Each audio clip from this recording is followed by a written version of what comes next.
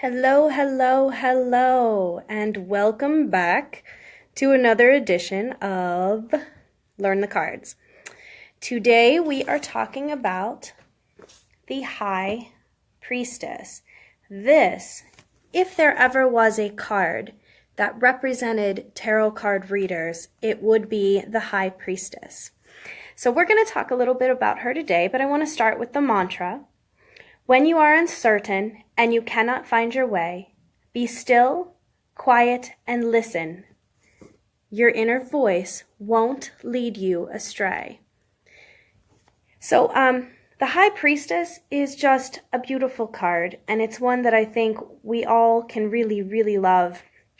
So we talked yesterday about the Magician, and the Magician, if you recall, is all about using the tools that are in front of you and, channeling divine energy to use the tools in front of you to manifest what you want on earth. And so the Fool continues his journey today, and I just want to read for you the next leg of the Fool's journey where he comes in contact with and meets the High Priestess. So just take a look at the card while I read this, and we will see where the Fool is going. Continuing his journey, the Fool comes upon a beautiful and mysterious veiled lady enthroned between two pillars and illuminated by the moon. She is opposite of the Magician, quiet where he was loquacious, still where he was in motion, sitting while he stood, shrouded in the night where he was out in the bright day. Sensing that she is a great seer, the Fool lays out his sword, chalice, staff, and pentacle before her. The Magician showed me these, but now I'm in a quandary. There are so many things I could do with them, I just can't decide. The High Priestess doesn't speak. Instead, she hands him a pair of ancient scrolls. Seating himself at her feet, the Fool puts his decision-making on hold and reads by the light of her crescent moon. I didn't know any of this, said the Fool. The scrolls, like a secret manual, have given him insight into his new tools. This information helps me to narrow things down, but I'm still afraid of making a wrong decision. The words come to him then, not from without, but from within. What do your instincts tell you? The Fool reflects on that, and that's when he knows what he should do. Decision made. He rises to leave, even though he suspects that the High Priestess has more secrets she could reveal to him. Like what lies behind her pomegranate curtain. Right now, however, he's focused and ready to be on his way. Thanking the High Priestess, he heads off, but as he leaves, he hears that inner voice again, rising like the waters which spring and flow from beneath her throne. We'll meet again when you're ready to travel the most secret path of all. The High Priestess. So let's talk about this, some keywords. Inner voice, intuition, higher power, mysterious, subconscious, illumination, reflection. These are all the beautiful words that describe the beautiful priestess. The High Priestess is a representation of Persephone. And if you have or are familiar with the story of Persephone, Persephone was, she ate a pomegranate seed while she was underground in the underworld. And this forced her to return yearly to the underground. So if we look at some of the imagery in the card and we talk about some of it, and I'll put it up here so you guys can see it while I'm talking. So I want to start first with the two pillars. So the two columns that are on either side of her, right? One is black, one is white. You'll see a J and a B transcribed on them, written on them there. The J, so the two columns represent the Temple of Solomon. And the Temple of Solomon was the first temple. And so the J and the B on there represent beginning and completing. So the High Priestess is sitting between the beginning and the end. Some other imagery I want to point out is she is sitting between them. And this is indicative of her holding decision-making at bay while you take time to listen to your inner voice. So the fact that she's between them, between the beginning and between the end, is significant when you're interpreting the card. The other thing I want to point out is if you look behind her, you'll see a beautiful tapestry, and beyond the tapestry, and I don't know if you can see it, beyond the tapestry is water, and you can kind of see it like right over here. So behind the tapestry is water.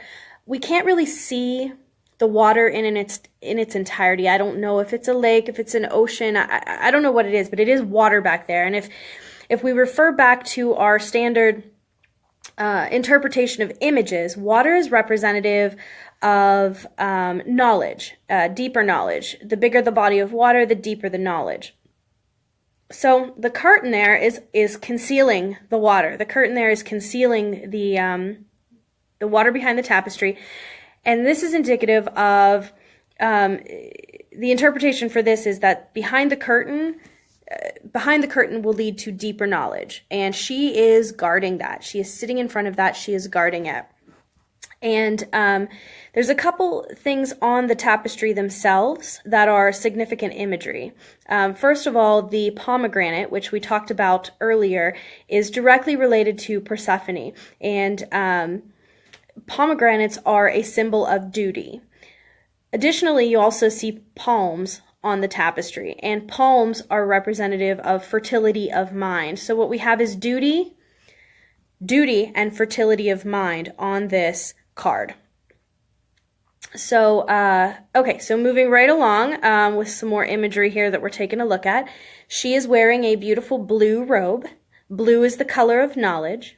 And she has a beautiful crown, and some of you, if you are familiar with Wiccan symbolism, you may see that as the 3 moons or the crown of Isis.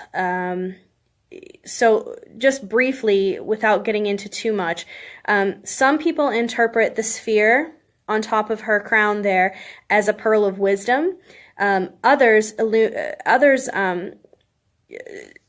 Others call this imagery the 3 moons, right? So 2 crescent moons and a full moon. And I much prefer to interpret that as, or look at that as a full moon and 2 crescent moons. So basically, my interpretation of this, and this is open to debate, is that the crown on top of her head represents illumination, and she is the high priestess who illuminates what you may not see. So her crown is representative of light, your crown chakra, understanding, knowledge, wisdom, illumination, moons. So these are kind of where that imagery is going with that. All right, so moving right along, if you look right on her chest, you'll see a cross, and the illuminated cross is the symbol of balance between the male and the female. On her lap, you'll see a scroll, and the scroll says Torah. The word Torah means divine law. So the Torah is actually a symbol of higher knowledge. At her feet, you'll see she has a moon, and the moon is, her robe is wrapped around the moon, and it almost appears that her foot is holding the moon down. The moon in general, as a symbol, is usually equated with femininity, intuition, inspiration, and in the case of the High Priestess card, she is tied to this. She is tied to the moon. Her robe is tied to the moon, and she is every bit feminine, intuitive, and inspiring. The fact that the moon is at her feet indicates that she has dominion over intuition. So what we're talking about here is the priestess being very intuitive, very in touch with the inner voice, and feminine, soft, gentle, spiritual. These are all words that you would associate with the High Priestess. Additionally, she's sitting, as you can see, on a cube, and that cube is representing Earth. Okay, so let's talk for just a second here. The difference between the card we talked about yesterday and the High Priestess, right? So the difference between the Magician and the High Priestess. The Magician takes the divine inspiration uses the tools in front of him on the table, and he manifests what he wants. It's an active card. It's a card of action. It's a card of doing, of moving, of going. The High Priestess is a card of pause. The High Priestess is a card of meditation. The High Priestess is a card of thinking and focusing and pausing and taking time to really evaluate what you're doing. Where the magician reveals, the High Priestess conceals. She keeps things hidden behind the curtain that she sits in front of. And she protects that deeper knowledge that's behind her. Where the magician urges you to verbalize your thoughts, the High Priestess asks you to sit quietly and meditate on your thoughts. Where the magician gives new ideas, we have the priestess who is now asking you to think about those ideas and think about the best way to execute those ideas, the best way to get to your goal, given all the ideas that the magician has provided you with, all the inspiration that you got from the divine.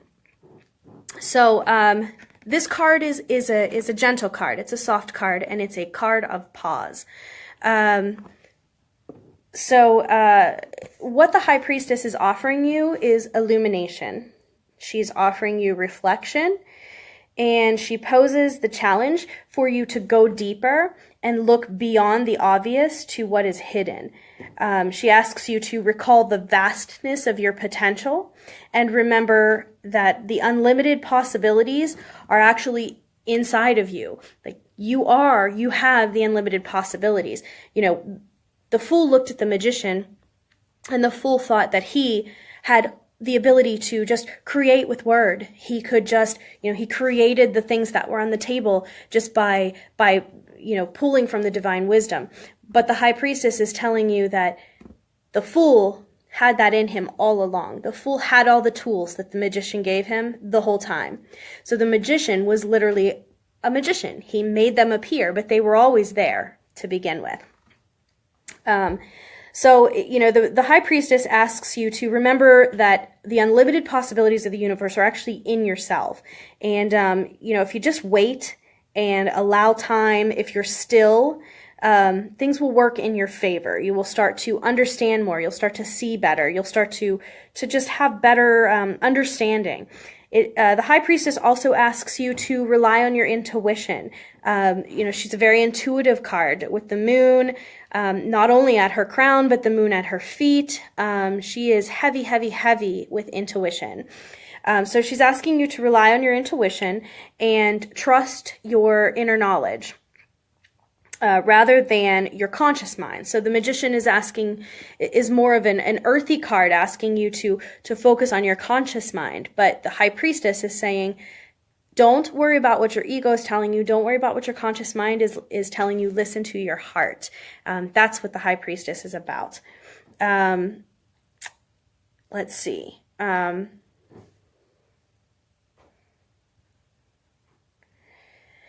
So I want to talk, so that's sort of where the High Priestess is when she turns up in a reading upright. So let me just go over real quick what it looks like when she's reversed. So if you ever get this card in a reading and she pops up reversed, it's an indication that the person you're reading for is not listening to their inner voice. There's a need to meditate, there's a need to take time, and there's a need to pause. The High Priestess is the calm center inside of you that's always there. It's untouched by the external world. It's that place inside of you that if you do regular meditation that you can access. It's a calm, peaceful, always there place. Things in life may feel hectic. Things in life may feel crazy. You might feel like you can't keep it together, and things are just feeling insane. But that High Priestess is inside of you. That intuition and that calm place and that place of pause is right inside of you. And so when the High Priestess turns up reversed, it is to remind you to stop, listen to your inner voice. She can also indicate a lack of connection. So depending on what the other cards are in the spread that you're doing, it can also indicate a loss of connection to your inner voice. So if you're ever in a place in your life, or you're reading for someone and this card pops up, it could indicate that they are just spiritually detached in the reverse position. They're not feeling their intuition. They've lost the ability to hear their inner voice. They're too concerned with external issues, and this card is a reminder to that person to look inside of them for the answers, look inside of them for their intuition, to pause, meditate, and take time to really hear that, because they're not. And so this is kind of the energy of the High Priestess. This is a beautiful card. And like I said, if there's ever a card that ever represented, someone who is an intuitive, or someone who is, considers themselves a psychic, or a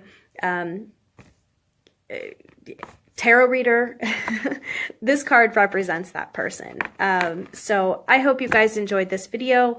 Make sure you leave me your comments, and if you're watching this on my YouTube channel, make sure that you hit that subscribe button, and I'll be back tomorrow with our next card in the Major Arcana. Have a great evening.